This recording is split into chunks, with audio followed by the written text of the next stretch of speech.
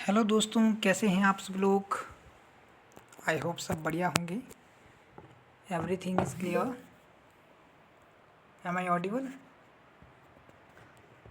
सो friends, हमारा atmosphere चला हुआ है, बहुत ही इंपॉर्टेंट टॉपिक है। यहाँ से बहुत सारे क्वेश्चन आते हैं। If you go through the previous question paper of any kind of competitive examination, this is very important topic of physical geography as well as climatology. Clear? Very important topic as far as UPSC and other competitive exams are concerned. ठीक है, यहाँ से बहुत ज़्यादा question पूछे जाते हैं। हम कॉन्सेप्चुअल क्लैरिटी पे फोकस करेंगे, रटने पे फोकस नहीं होना चाहिए। Our focus should be on the conceptual clarity. जैसा मैंने आपको कल लिंक करके चीज़ों को बताया, वैसे हम लिंक करके चीज़ों को पढ़ेंगे, तब चीज़ें हमें समझ आएगी। कल मैंने आपको इनडायरेक्टली बहुत सारी चीज़ें बताई हैं जो आपके काम की चीज़ें हैं। ठीक है, तो कल हम पहुंच चुके थे कार्बन डाइऑक्साइड गैस तक। ठीक है, आज हम अपनी जर्नी स्टार्ट करने जा रहे हैं ओजोन से। तो मुझे बताइए, क्या यहाँ तक क्लियर है सबको? क्या ये सीरीज़ बेनिफिशियल हो सकती है? सॉरी, एक मिनट। क्या ये सीरीज़ बेनिफिशियल आपको लग रही है या नहीं? कमेंट में बताना ज़रूर। तो आज की इस क्लास में हम ओजोन परत से शुरू कर रहे हैं। ओजोन परत,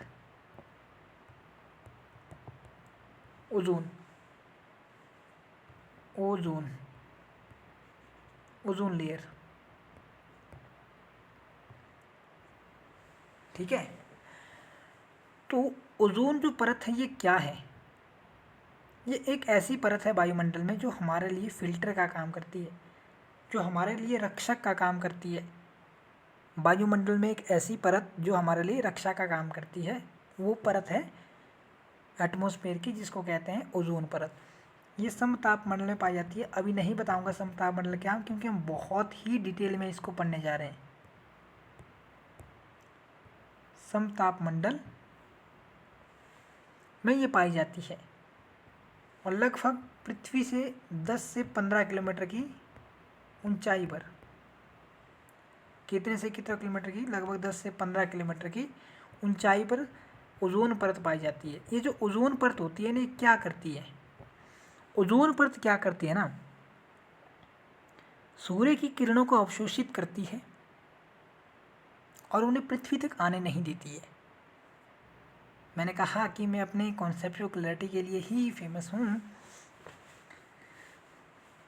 तो मुझे एक बात बताइए, ओजोन कैसे बन रही है, पहले ये समझिए, फिर मैं क्वेश्चन करता हूँ आपसे।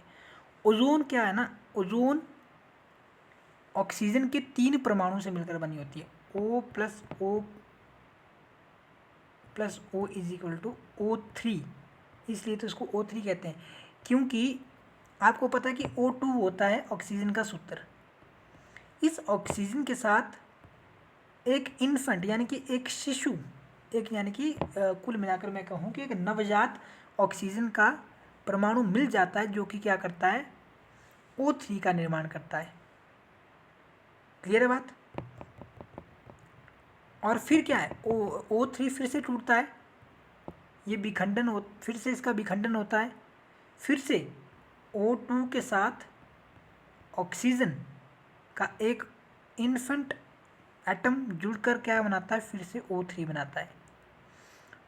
तो अगर आपसे स्टेटमेंट में पूछा जाए कि ओजोन परत का निर्माण ऑक्सीजन के एक परमाणु के माध्यम से ही होता है, तो स्टेटमेंट आपकी सही हो जाएगी। ठीक है, तो ओजोन परत क्या करती है, हमारे लिए प्रोटेक्शन का काम करती है, और ये ऑक्सीजन के ही परमाणु से बनी होती है। क्लियर है बात? ऑक्सीजन के ही परमाणु से। इसको हम इन्वायरमेंट की चीज़ों में पढ़ सकते हैं बहुत ढंग से। अब मुझे एक बात बताइए, आप जानते हैं कि विटामिन डी, विटामिन डी के बारे में सब जानते हैं? विटामिन डी, हम विटामिन डी लेते हैं सन की लाइट से। हम कहाँ से लेते हैं विटामिन डी? सनलाइट से हम लेते हैं, यानी कि सूर्य की रोशनी से ही हम विटामिन डी लेते हैं। लेकिन आप क्या कह रहे हैं कि ओजोन परत हमें सूर्य की परावैंगनी किरणों से बचाती है, जो पृथ्वी पर नहीं आती है। तो हमें ये रेडिएशन कहाँ से मिल रही है फिर? हमें ये रेडिएशन कहाँ से मिल रही है? क्वेश्चन अच्छा है ना, कि हमें ये रेडिएशन फिर कहाँ से मिल रही है? देखिए होता क्या है ना, कि परावैंगनी किरणें अलग होती हैं। सूर्य का प्रकाश एक स्पेक्ट्रम के रूप में आता है, कई पार्टों में आता है, ठीक है। एक प्रकाश उसमें होता है दृश्यमान प्रकाश, जिसको हम देख सकते हैं, या सबसे पहले प्रकाश आता है उनका फोटोन के रूप में, फिर आएगा एक्स रे के रूप में, एक्स के बाद गामा रे के रूप में, फिर आता है परावैंगनी किरणें के रूप में, फिर आता है हमारा अवरक्त किरणों के रूप में, जिनको इंफ्रारेड कहते हैं। हम पढ़ेंगे पूरा चैप्टर इस पे अच्छे से, ठीक है, पूरा चैप्टर अच्छे से पढ़ेंगे। तो होता क्या है ना, कि दृश्यमान जो किरणें होती हैं सूर्य की, 3 पार्टों में भी है सूर्य की किरणें। ए पार्ट हो गया, बी पार्ट हो गया, सी पार्ट हो गया, ठीक है। ये जो बी पार्ट वाली किरणें है ना, ये हमारे लिए लाभदायक है। ए और सी हमारे लिए हानिकारक होती है। क्यों? क्योंकि यही वो परावैंगनी किरणें होती है, ठीक है।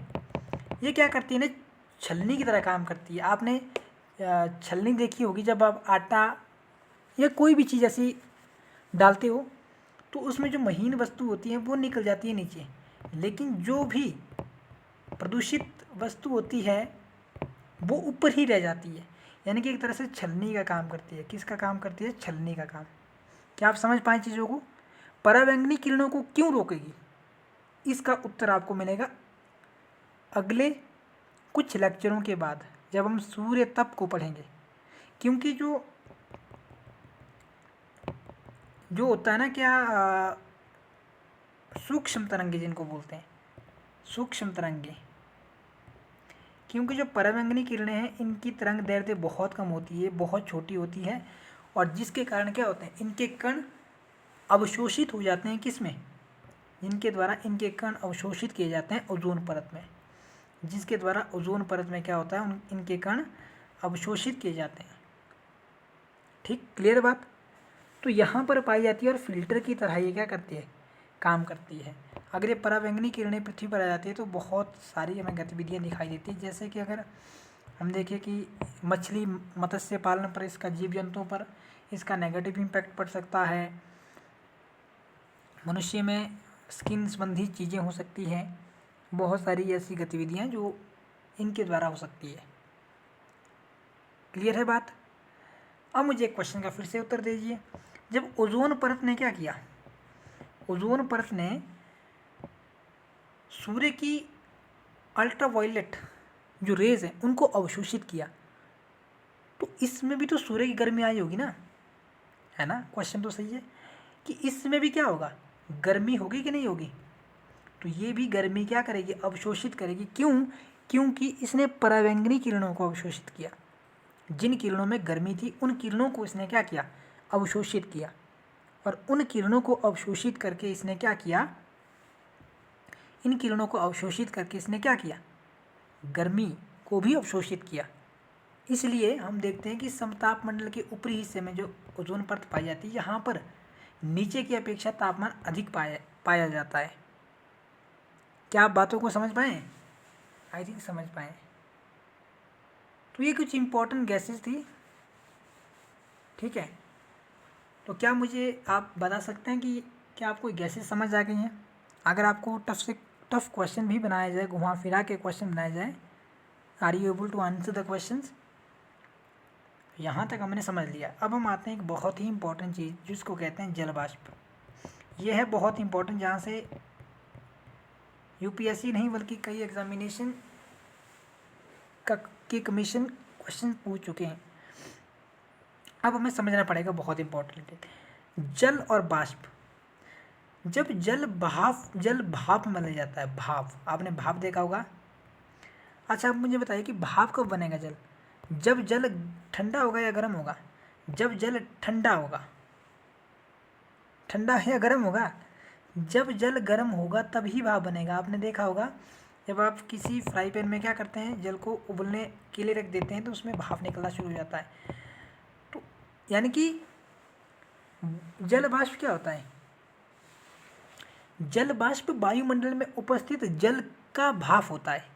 बोलने का मतलब ये है कि जल वाष्प का मतलब हो गया जल का भाप। जल का भाप, जल के भाप को ही क्या कहते हैं? जल के भाप को ही हम क्या कहते हैं? जल के भाप को ही जल वाष्प कहा जाता है। यानी कि जब जल भाप के रूप में बदल जाता है तो उसको क्या कहते हैं? हम जल वाष्प कहते हैं। अब ये जल वाष्प हमारे वायुमंडल में कैसे बनेगा? जल वाष्प को बनने के लिए हमारे पास क्या होना चाहिए? तापमान की अधिकता। मैं सब कुछ क्लियरिटी के साथ क्लियर करवाऊंगा। तापमान अधिक होना चाहिए। तापमान क्या होना चाहिए? अधिक होना चाहिए। अच्छा ठीक है जी। अगर तापमान अधिक होगा तो इससे क्या होगा? जब तापमान अधिक होगा तो इसके कारण जो समुद्री सतह है वो भी गर्म हो जाएगी और समुद्री सतह से क्या होगा? हवा ऊपर उठेगी और भाप को अपने साथ ले जाएगी। अगर केवल तापमान से ही, इस मैप को आप एक बार समझ सकते हैं, अगर केवल तापमान से ही, अगर तापमान अधिक है ना, मान लो तापमान की अधिकता चाहिए ऐसा बोल रहे हैं, तो क्या ये वाला रीजन हमारा बहुत ज़्यादा गर्म नहीं होता है? लेकिन यहाँ पर जो जलवाष्प की मात्रा कम होती है, तो क्या फंडा है फिर? कैसे जलवाष्प को निर्धारित किया जाता है कि जलवाष्प कैसे होगा अधिक और कम? तो क्या केवल जलवाष्प की मात्रा केवल तापमान की अधिकता पर ही निर्भर करती है? नहीं, जलवाष्प की मात्रा जल की मात्रा पर, क्योंकि जल ही नहीं होगा तो भाप कैसे बनेगा? आप ये बोल रहे हैं कि भाई अगर रोटी बनानी है तो आप बोल रहे हैं कि सिर्फ उसके लिए क्या चाहिए? हमारे पास बेलन चाहिए, चकला चाहिए। लेकिन जब आटा ही नहीं होगा तो रोटी बना पाएंगे आप? नहीं बना पाएंगे। या आटे जैसी कोई भी चीज़ जिससे रोटी बन पा रही है वो ही नहीं होगा, यानी कि मूल तत्व नहीं होगा तो आप कैसे कोई चीज़ बना पाएंगे? तो जल की अधिकता और तापमान की अधिकता दोनों ही होने चाहिए। तापमान भी अधिक हो, तापमान भी अधिक हो, यह है साइन अधिक का, और जल भी क्या हो? अधिक हो। दोनों ही जब अधिक होंगे, जब दोनों ही अधिक होंगे, तापमान भी अधिक होगा, जल भी। जहाँ देखो समुद्री सतह होगी ना, यहाँ दिखाते हैं आपको, ये देखो समुद्री सतह, क्या आप चीज़ों को देख पा रहे हैं? ये देखो समुद्री सतह, ये समुद्री सतह, कलर चेंज करना पड़ेगा, ये समुद्री सतह है, ठीक है, ये समुद्री सतह। अब होगा क्या ना, आपको पता है कि यहाँ से एक लाइन गुजरती है,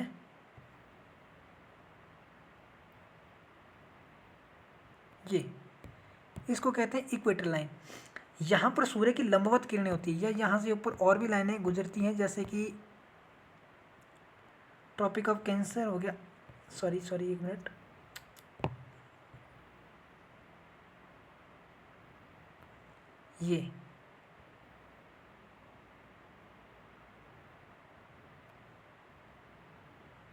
ये है।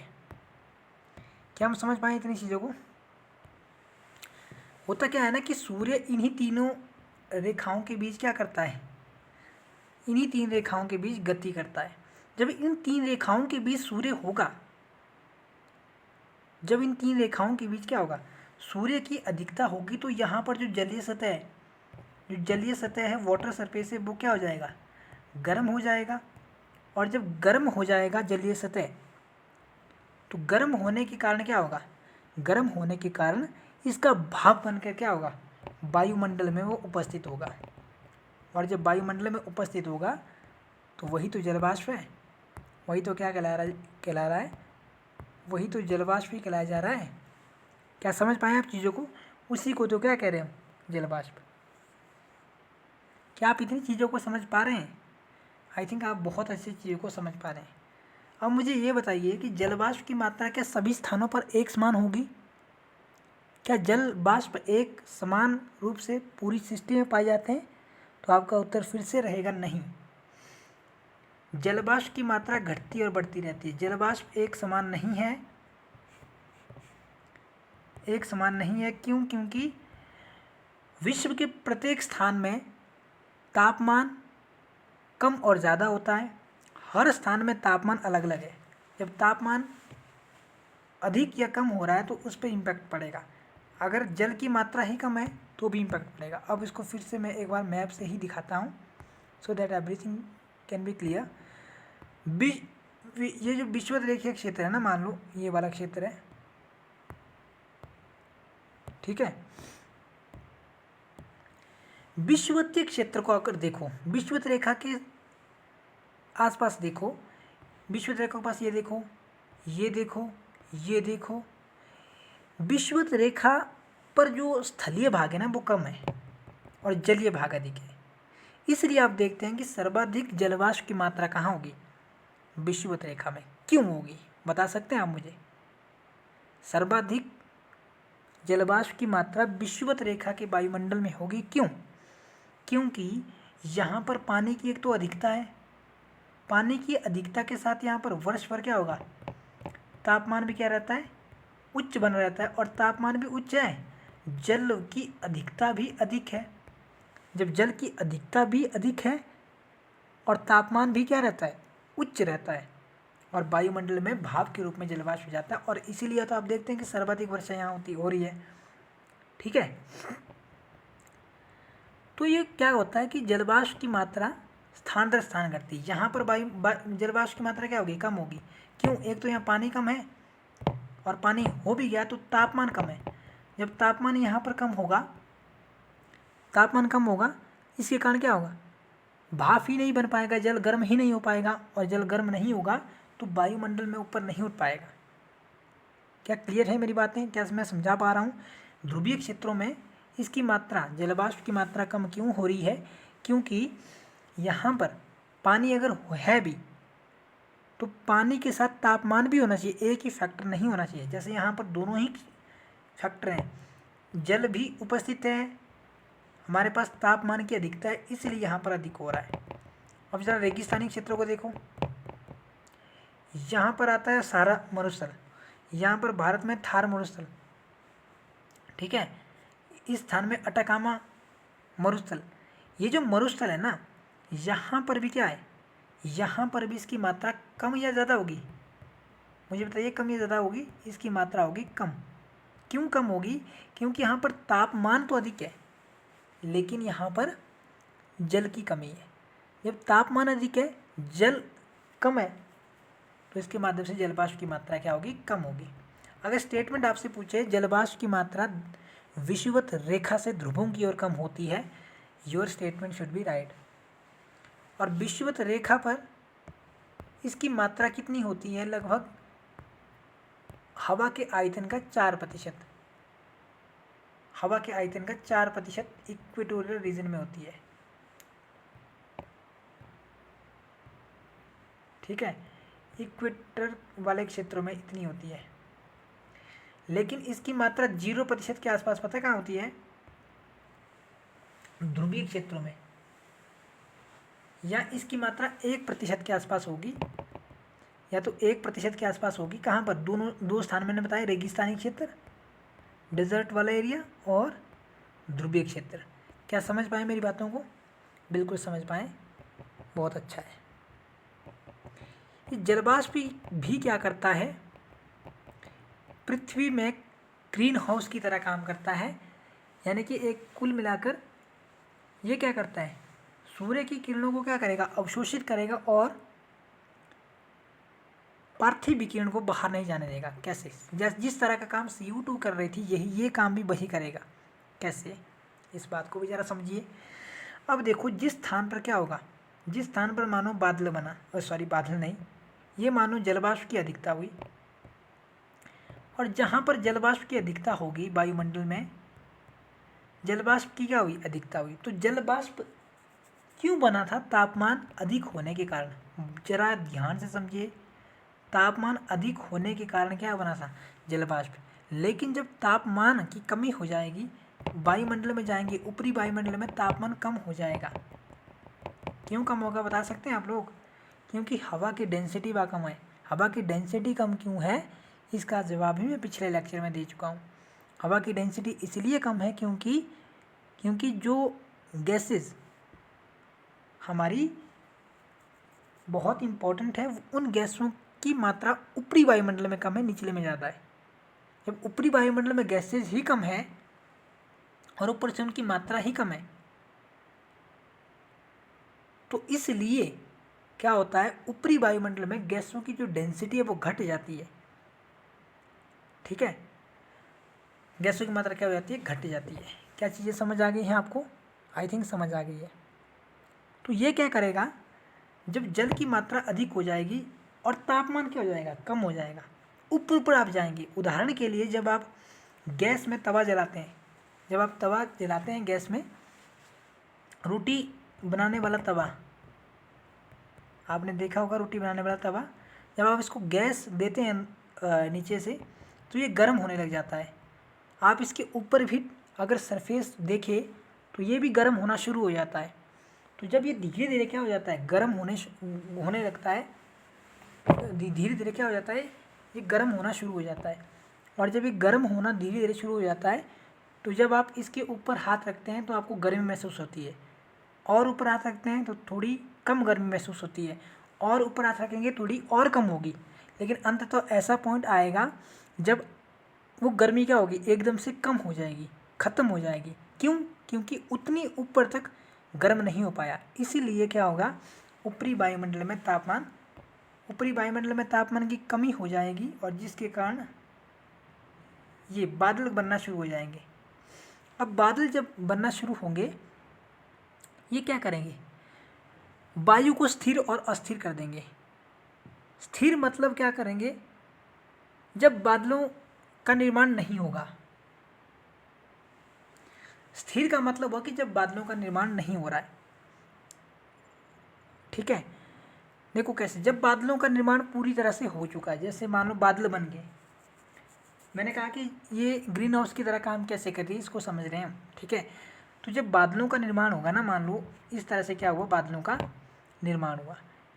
बादलों का निर्माण जब होगा तो मुझे ये बताइए कि ये सूर्य की गर्मी कैच कर लेंगे। अगर रात में ये बादल छाए रहेंगे तो जो रेडिएशन धरती से निकलनी थी और अंतरिक्ष में जानी थी, वो रेडिएशन बादलों के होने के कारण अंतरिक्ष में नहीं जा पाएगी, क्योंकि वो रेडिएशन क्या होगी, पृथ्वी में वापिस आएगी। यानी कि वो रेडिएशन क्या होगी, पृथ्वी में ही वापिस आएगी। जब रेडिएशन पृथ्वी में ही वापिस आएगी, ये तो वही वाला काम नहीं हो गया जिस तरह से मैंने कहा CO2 भी ऐसा ही तो करती है। सोलर रेडिएशन को तो आने देती है, लेकिन पृथ्वी से रेडिएशन को नहीं जाने देती, और इसके कारण वो गर्म तापमान को बनाए रखती है। आपने एक बात महसूस की होगी कि जब मौसम बिल्कुल साफ़ होता है तब आपको ज़्यादा ठंडी लगती है, और जब बादल होते हैं तब उनकी अपेक्षा कम ठंडी लगती है। क्यों? क्योंकि बादल क्या करते हैं, पृथ्वी की पार्थिव विकिरण को बाहर नहीं जाने देते हैं, और जब बाहर नहीं जाने देते हैं तो ये क्या करता है, गर्मी पैदा करता है। और इस तरह से ये भी क्या हो सकता है, ये भी क्या है कि कांच वाली गैस है, ग्रीन हाउस वाली गैस है, जो कि क्या करती है, ताप को संग्रहित करती है। और ये क्वेश्चन CDS में फिर से पूछा गया था 2025 में ही। मैंने क्या कहा कि जलवाष्प क्या कर देती है, वायु को स्थिर और अस्थिर कर देती है। ये क्या कर देती है, वायु जो होती है ना हमारी, उसको स्थिर और अस्थिर कर देती है। स्थिर और अस्थिर, ये स्टेटमेंट 2025 में UPSC CDS में पूछा गया है। स्थिर और अस्थिर कर देती है। देखो कैसे, स्थिर का मतलब क्या हुआ कि वायु स्थिर कब होगी, वायु चलना कब बंद होगी, जब वायु ने बाष्पीकरण कर दिया और बाष्पीकरण के माध्यम से बादलों का निर्माण हो चुका है, तब वायु स्थिर हो जाएगी। क्यों स्थिर होगी, क्योंकि बादलों का हो चुका है निर्माण। अस्थिर कब होगी, जब बाष्पीकरण हो रहा है तब अस्थिर। अस्थिर का मतलब चल रही है, स्थिर नहीं है। चलेगी कब, जब जलवाष्प का निर्माण हो रहा है, जब बाष्पीकरण की प्रक्रिया हो रही है, तो ये जलवाष्प क्या कर देती है, वायु को स्थिर और अस्थिर कर देती है। इस तरह से क्या होता है, जलवाष्प का निर्माण होता है। तो क्या आप किसी को समझा देंगे ये टॉपिक? बहुत इंपॉर्टेंट कॉन्सेप्चुअल टॉपिक है। जिस तरह से मैंने आपको समझाया है कोई नहीं समझाता है, ध्यान से प्लीज़ समझिएगा। तो इतनी चीज़ें हमने बहुत इंपॉर्टेंट समझ ली है। अब इसकी कॉम्पोजिशन में एक और पॉइंट बचता है, वो है धूलकण। धूलकण, डस्ट पार्टिकल्स। आप देखते हैं कि वायुमंडल में केवल गैसेज ही नहीं है, केवल जलवाष्प ही नहीं है, बल्कि इसमें धूलकण की मात्रा भी पाई जाती है, छोटे छोटे कण भी पाए जाते हैं। ये छोटे छोटे कण केवल धूल के ही नहीं होते हैं, बल्कि समुद्री नमक भी धूल कण में आ गए। पराग हो गया, समुद्री नमक, धूल कण, पराग, ठीक है। धुएं की कालीमा हो गया, महीन मिट्टी। तो ये सब किस में आते हैं? धूल कणों में आते हैं, धूल कणों में आते हैं, डस्ट पार्टिकल्स में आते हैं। डस्ट पार्टिकल भी वायुमंडल में पाए जाने वाले प्रमुख कॉम्पोजिशन में से एक कॉम्पोजिशन है, जो कि बहुत ही इंपॉर्टेंट है, ठीक है।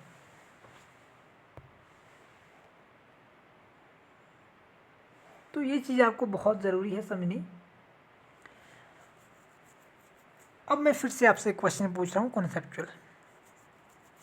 वायुमंडल में धूल कणों की मात्रा कहाँ ज़्यादा होगी? निचले वायुमंडल में, ऊपरी वायुमंडल में? धूल कण होंगे निचले वायुमंडल में, क्योंकि धूल कणों का अपना एक घर्षण होगा, और घर्षण बल हमेशा क्या करता है? निचले ही वायुमंडल में काम करेगा, क्योंकि ऊपरी वायुमंडल में उसकी जो प्रभाविकता है वो कम हो जाती है, निचले वायुमंडल में काम करता है। हालांकि ये क्या करता है, धूल कण क्या करते हैं कि निचले वायुमंडल में होते हैं, लेकिन संवहन के द्वारा, यानी कि इनको हवा के द्वारा ऊपर भी उठाया जाता है। मैं धारा नहीं समझा रहा हूँ, क्योंकि हम इसको समझेंगे आगे, बहुत इंपॉर्टेंट, ठीक है। धूल कण इंपॉर्टेंट है, ये टॉपिक बहुत इंपॉर्टेंट। अब मुझे बताइए यहाँ पर, इसलिए तो मैंने लाया था ये वाला, ये वाला आप समझ गए। ये पूरा जलवाष्प का, ये कैसे जलवाष्प आ रहा है, सूर्य से गर्मी कैसे आएगी, इवेपोराइजेशन के माध्यम से यहाँ पर वर्षा फिर से होगी, और इस तरह से मैंने चीज़ें आपको समझाने का प्रयास किया था, ठीक है। ये जैसे ये वाला क्षेत्र है, ये वाला क्षेत्र है इक्वेटर वाला। यहाँ पर क्या होगा? वर्षा अत्यधिक होगी। क्यों होगी? क्योंकि यहाँ पर एकदम से यहाँ पर सूर्य तप की अधिकता है, और सूर्य तप की अधिकता होने के कारण प्रत्येक दोपहर के 2 बजे से 4 बजे के बीच यहाँ पर संवहनीय वर्षा होगी। हम इसको वर्षा वाला चैप्टर में पढ़ेंगे ना, कि यहाँ समझने के लिए समझो। तो जब यहाँ पर वर्षा होगी, जब यहाँ पर क्या हो रही है? वर्षा हो रही है। वर्षा होने के कारण क्या धूल कणों का विकास होगा? क्या वो तो कीचड़ बन जाएगा ना, वो क्या बन जाएगा? कीचड़ बन जाएगा। तो धूल कण कहाँ होंगे? जहाँ पर बाष्पीकरण अधिक होगा, यानी कि जहाँ पर तापमान की अधिकता होगी, बाष्पीकरण अधिक होगा और वर्षा कम होगी। तो उपोष्ण और शीतोष्ण प्रदेशों में, यानी कि ये वाले क्षेत्र लगभग 30 डिग्री वाले क्षेत्र, 30 से 35 डिग्री वाले क्षेत्रों में, दोनों गोलार्धों में 30 से 35 डिग्री अक्षांशों में, इन दोनों क्षेत्रों में क्या होगा? इन दोनों क्षेत्रों में क्या होगा? इन दोनों क्षेत्रों में धूल कण का अनुपात अधिक होगा। क्या आप समझ पा रहे हैं इन चीज़ों को? और आपको मैं दिखाऊंगा, ये यूपीएससी 2025 का क्वेश्चन है, 2025 का क्वेश्चन है, बहुत इंपॉर्टेंट, और पूछा है बहुत घुमा के, बताएंगे आपको। तो धूल कण की मात्रा उपोष्ण और शीतोष्ण कटिबंध क्षेत्र में पाई जाती है। उपोष्ण कटिबंध और शीतोष्ण कटिबंध, आप ये मान के चलो कि 30 डिग्री से लेकर 40 डिग्री के आसपास, 45 डिग्री के आसपास, इस वाले क्षेत्र में अत्यधिक मात्रा इसकी होती है। अच्छा, क्यों होती है? क्योंकि हमारा काम है कॉन्सेप्ट को समझना। हम ऐसे थोड़ी बोल देंगे कि यहाँ पर विषुवत रेखा में क्यों नहीं है, मैंने समझाया। क्योंकि वहाँ पर क्या हो रहा है? सूर्य तप अधिक है, लेकिन सूर्य तप अधिकता तो है, लेकिन वहाँ पर वर्षा भी हो रही है, जिसके कारण सारे धूल कण क्या हो रहे हैं? मिट्टी में मिल रहे हैं, कीचड़ बन रहे हैं। तो उपोष्ण कटिबंधीय, शीतोष्ण कटिबंधीय क्षेत्रों में क्या है? शीतोष्णकटिबंधीय क्षेत्रों में, शीतोष्णकटिबंधीय क्षेत्रों में क्या है, इसकी मात्रा देखें, क्योंकि यहाँ पर चलती है सूखी हवा। यहाँ पर क्या चलती है, सूखी हवा। सूखी हवा का मतलब इनमें कोई आर्द्रता नहीं है, इनमें कोई आर्द्रता नहीं है। अब क्या मैं आपको इसको यहाँ पर लेके चलूँ और यहाँ पर आपको इसका साइंस समझा दूँ पूरा।